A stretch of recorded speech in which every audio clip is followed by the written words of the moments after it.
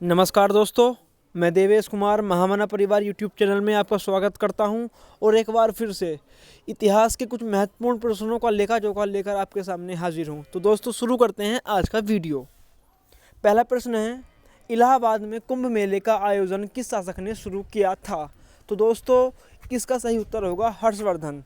तो दोस्तों हर्षवर्धन जो थे वो कन्नौज के बहुत ही प्रतापी शासकों में से एक थे, जिनका शासनकाल था 590 ईस्वी से 605 ईस्वी। तो दोस्तों ऐसे भी क्वेश्चन आ सकता है कि हर्षवर्धन का शासनकाल कब से कब तक था। तो दोस्तों बहुत ही होशियारी से आपको तैयारी करनी है। चलते हैं अपने अगले प्रश्न की ओर।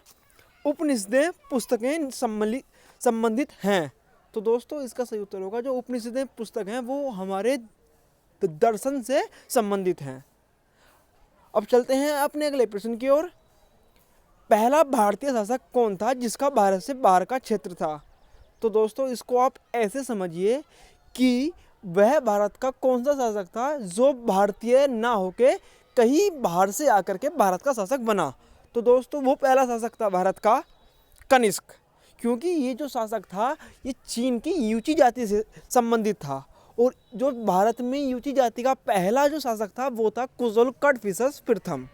ऐसा क्वेश्चन भी आ सकता है कि कुषाण वंश का प्रथम शासक कौन था? तो दोस्तों इसका सही उत्तर होगा फिर कुशल कड़फिसस।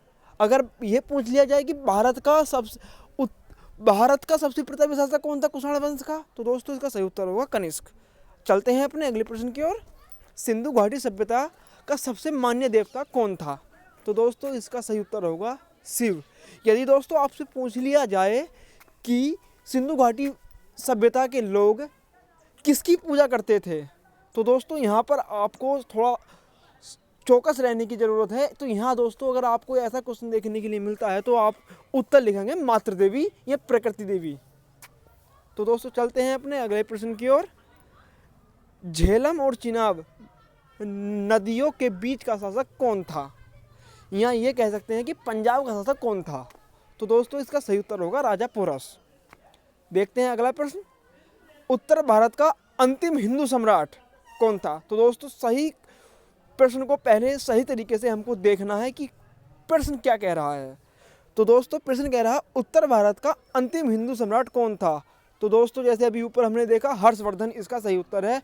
यदि आपसे ये पूछ लिया जाए कि भारत का अंतिम हिंदू सम्राट कौन था या भारत का अंतिम हिंदू शासक कौन था, तो दोस्तों इसका सही उत्तर होगा हेमचंद्र, जो कि हम हेमू के नाम से भी उसको जानते हैं। तो दोस्तों चलते हैं अपने अगले प्रश्न की ओर। अगला प्रश्न देखते हैं। हरिहर राय जिसने 1336 से 1356 ईस्वी तक शासन किया किस वंश से संबंधित था?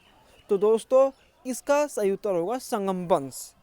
संगम वंश, अराविडु वंश, तुलुप वंश, सालुब वंश। अगर क्वेश्चन आ जाए कि जो विजयनगर साम्राज्य था उसका सबसे प्रतापी शासक कौन था, तो दोस्तों इसका सही उत्तर होगा कृष्णदेवराय प्रथम, जिसका शासनकाल था 1509 से 1529, जो कि सालुब वंश का था। अब चलते हैं अपने अगले प्रश्न की ओर। मोहनजोदड़ो को कहा जाता था? तो दोस्तों इसका सही उत्तर होगा मोहनजोदड़ो का जो नाम दिया गया है उसको दिया गया है मृतकों का टीला। अब चलते हैं अपने अगले प्रश्न की ओर। मगध में मौर्यों के उत्तराधिकारी कौन थे? ये प्रश्न ऐसे भी आ सकता है कि मौर्यों के बाद मगध की गद्दी पर आसीन किस वंश को गद्दी प्राप्त हुई? तो दोस्तों इसका सही उत्तर होगा शुंग वंश। यहाँ जो इसका पहला शासक था वो था पुष्यमित्र शुंग, जो कि आखिरी अंतिम मौर्य सम्राट बृहद्रथ के सेनापति थे। अब चलते हैं अपने अगले प्रश्न की ओर। 1857 की क्रांति के समय भारत का वायसराय कौन था? तो दोस्तों इसका सही उत्तर हो जाएगा लॉर्ड कैनिंग। चलते हैं अपने अगले प्रश्न की ओर। सिकंदर महान के समकालीन भारतीय शासक कौन था? तो दोस्तों इसका सही उत्तर होगा घनानंद। क्यों घनानंद? दोस्तों आपको ऑप्शन में अगर पोरस मिल जाए तो कभी भी आप पोरस नहीं लगाएंगे, आपको घनानंद ही या धनानंद ही लगाना है, क्योंकि उस समय जो सबसे शक्तिशाली शासक था भारत का वो था महाराज धनानंद।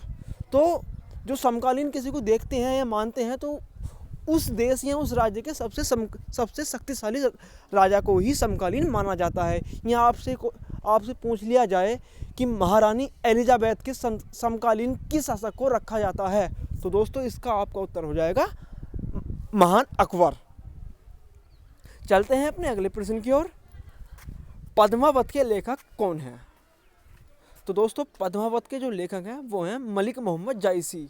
दोस्तों जो पद्मावत है वो कोई साहित्यिक या कोई ऐतिहासिक ग्रंथ नहीं है, वो एक साहित्यिक ग्रंथ है जिसकी रचना 1539 में मलिक मोहम्मद जायसी ने की थी। यह एक कविता का है।